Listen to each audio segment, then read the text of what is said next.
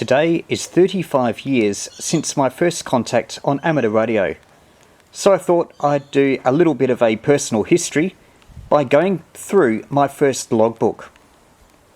First of all, the book itself. It may be familiar, particularly to those from the UK. It actually came from Low Electronics.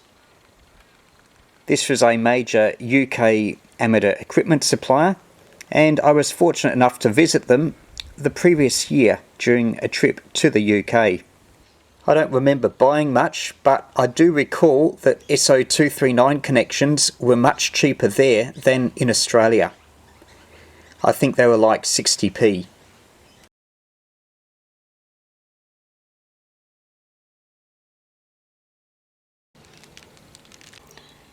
Here's my first contacts.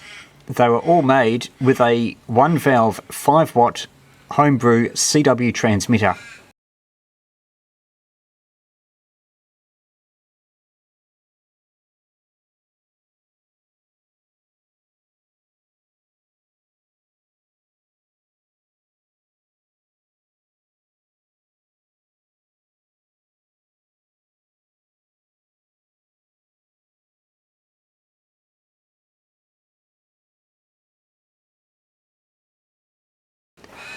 As a receiver, I was using an 8-transistor National Panasonic with several shortwave bands. It didn't resolve CW and SSB on its own, but I did use a BFO, which was another broadcast receiver, to provide the needed carrier insertion. This was at the signal frequency, so the harmonic of the local oscillator for the broadcast receiver was at 3.5 megahertz, so that when I had to change the frequency, I'd also have to change the BFO frequency. The first contact was a CW and SSB contact cross mode. That was quite a common pattern for my first few contacts. Sunday mornings provided an opportunity because the local WIA Sunday morning amateur radio news broadcast had a relay on 3.58 megahertz, which suited the only crystal I had at the time. Later on, Wally VK3YE kindly provided a crystal for 3.56 megahertz. That was lower down in the band, and that enabled some CW contacts, as you can see here. Most contacts were up to distances of about 200 or 300 kilometres. Making contacts outside VK6 at this time was very rare for me, but it eventually did happen. Old timers might remember some of these call signs. I was also experimenting with receivers, and I had some contacts using a 1-valve regenerative receiver.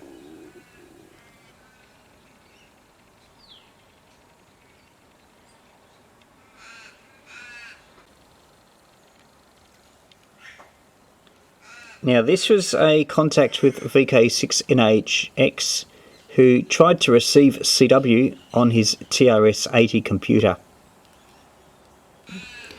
A CW sprint contest apparently happened on the 11th of July 87, and I had one contact with VK6AFW. Now I got given a Trio 9R4J receiver from VK6ED, and that was a much better receiver than before. You'll notice here there's an extra frequency I had, 3.54, so I was given a crystal for that frequency, and that was even closer to the CW end of the band, and as you can see, many more CW contacts were had. Again, all VK6s. It was school holidays, so I operated from other locations, staying with family. Mains power though was always available. This was my first interstate contact. VK7NMV. It was obviously pretty marginal, he gave me a 219, but that would have been a distance of about 2,500 to 3,000 kilometres. It was winter, so if I was going to make long distance contacts, then this would be the season that I would do it.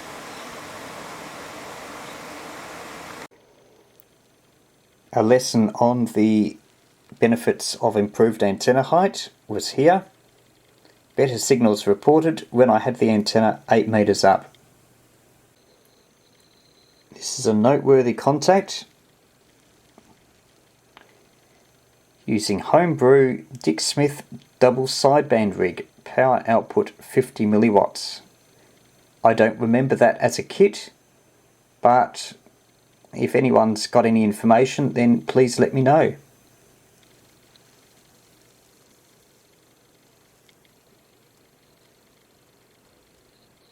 We're still in winter and a lot more CW to CW contacts on 80 metres. Still crystal controlled, but noticeable. 2 VK3s.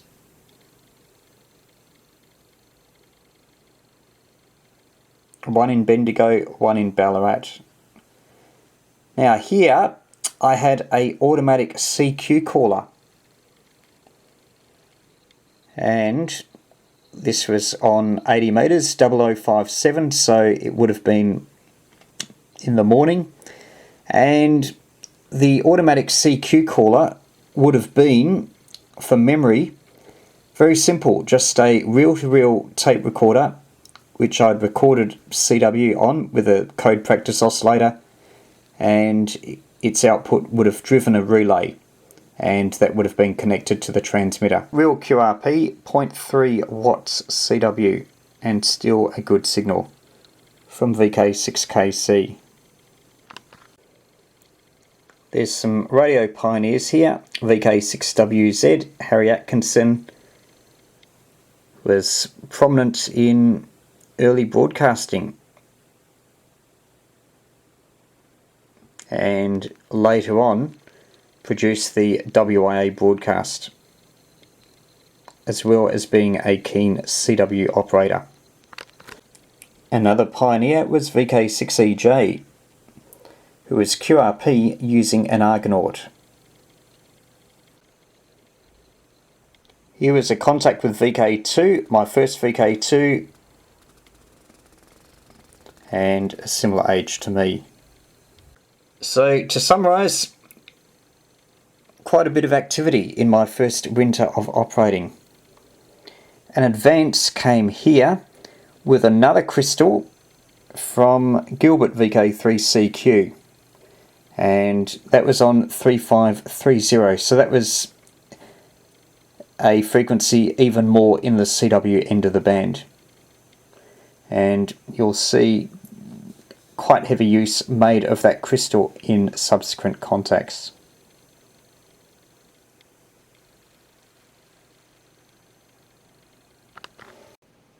VK2RW was a noteworthy contact. Not great signal reports, but he was running an FT7 and a helical rip while camping in Sydney.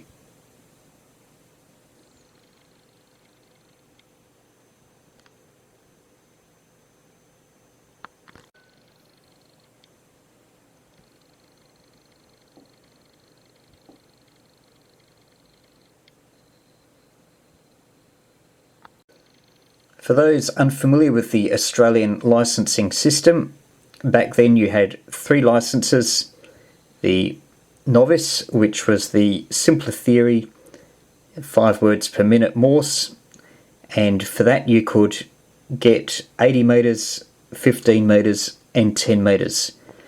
Around this time, near the bottom of the solar cycle, novice activity was concentrated on 80 metres, so that's where all the novices were, on 80 metres. Then there is the limited license, which was 6 metres and up, so there was no common band between novices, which I was then, and limited, and then there was the full license. later on novices would get access to 2 metres, and they would then be able to contact limited licensees directly on a common band. But back then it was just 80, 15 and 10 metres. The output limits were 10 watts on CW, 30 watts on SSB for novices.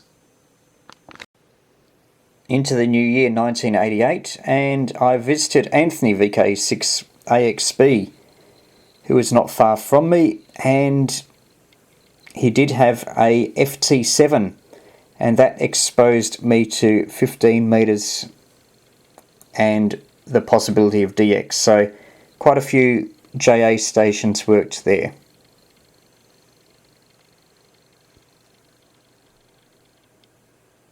I found a popular time for operating was around 4 or 5 p.m. It was before dark, which meant that the long distance interference was yet to come up, but it could still support contacts of 200 or 300 kilometres. And that still holds true today. On 80 metres, even though there's much less activity, you've still got supporting propagation for a couple of hours before sunset and maybe a couple of hours after sunrise. Another long distance contact, VK3PKZ in Casterton, Victoria. Following year I got my full call. That allowed a lot more privileges, but for a while all the contacts were still on 80 metres CW until I could build something better.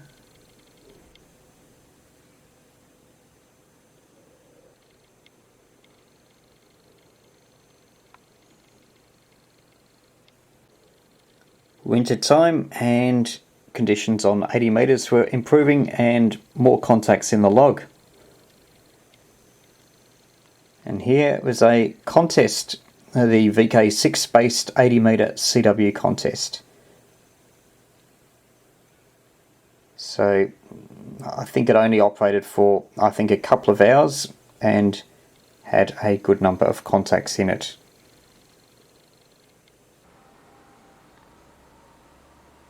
A milestone was the completion of a new direct conversion receiver.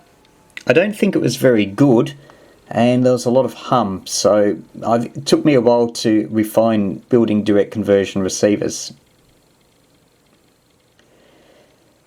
Another thing was a VXO. I could shift the frequency a few kilohertz, and then later on I built a new transmitter with a VFO designed by VK6KRG, and that gave me something I'd long sought, which was frequency agility.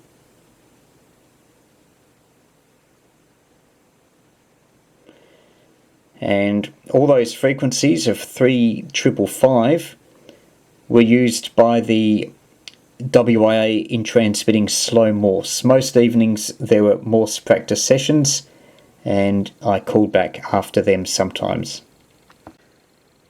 Then later on I was loaned a 2 metre rig by Anthony VK6YE, and a lot of the contacts were made on a repeater about 50 kilometres away.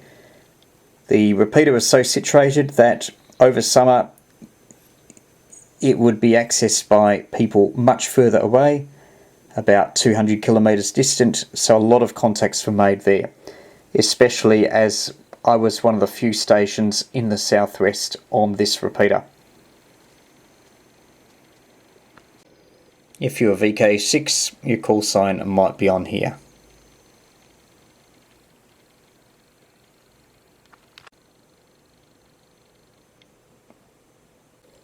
Activity over summer though was mostly on 2 metres.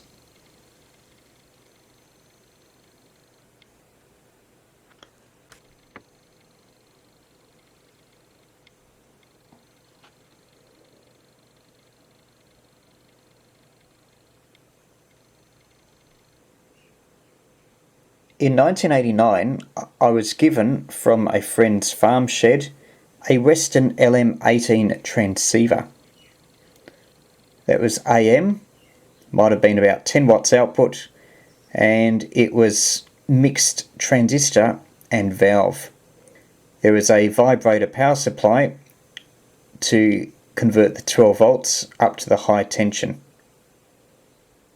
Anyway, I left school and went and worked for Weston Electronics. My first job was winding coils for the LM18 HF transceiver. That Weston provided my first voice contact on HF.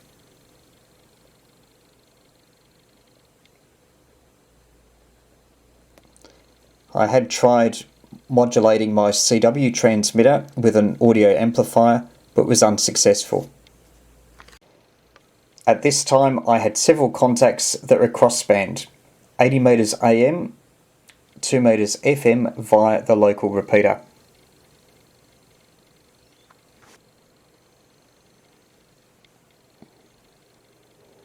Contacts were quite difficult. QRP AM is really a struggler's mode unless conditions are really good. I was still building though, and by the middle of '89 I had a 40 and 80 meter CW transmitter. And you can see here the first appearance of 40 meters, which proved to be quite successful, though I was not then aware of the volatility of the 40 meter band. Being about 250 kilometers from the main population centre in VK6, sometimes that distance would work on 40 meters, sometimes it wouldn't. But 40 meters did provide more and easier interstate contacts when conditions were good.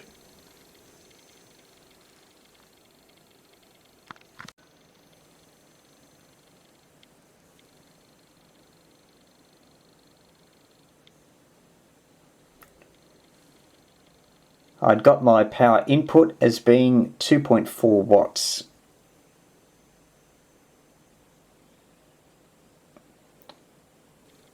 In the log there's quite a few more 40 meter contacts, including to VK2DQR, who was QRP also.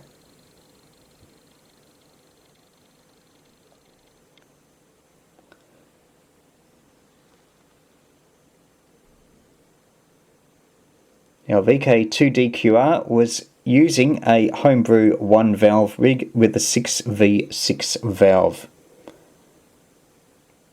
So quite a notable homebrew to homebrew contact. Now summer meant a swing back to VHF. I was given an FT828 by Wally VK3YE, and that provided some more frequencies, including other repeaters.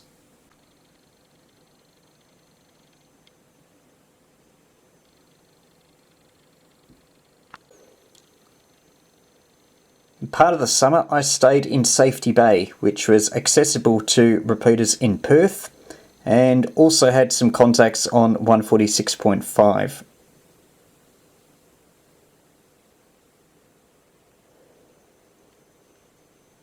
It being summer, there was also long distance tropospheric propagation,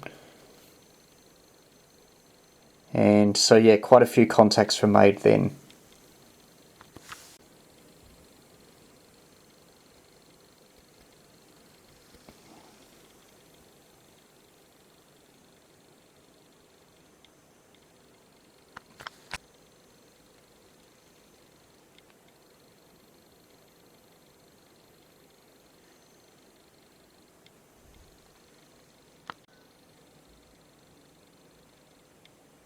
Here I was back home the last day of 1989, and for some reason I had a TV in the bedroom and was able to watch Channel 1 TV from South Australia. By then we were close to the peak of the solar cycle. Channel 1 is just above the 6 meter band, I think it starts at about 56 megahertz. It's no longer used for TV in Australia.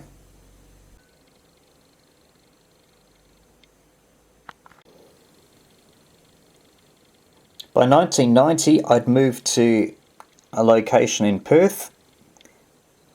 Had very little space, but was able to put a quarter wave whip on the windowsill for 2 metres.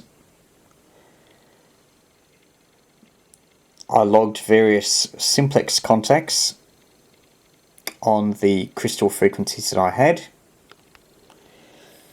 and distances were generally around 10 kilometres, though some occasionally a bit more.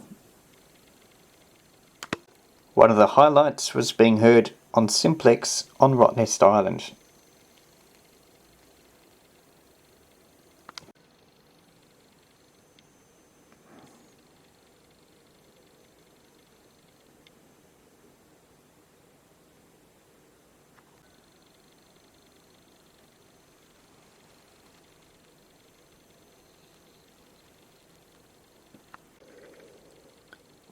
Later in 1990, I moved to another location with a bit more room, including being able to put up HF antennas.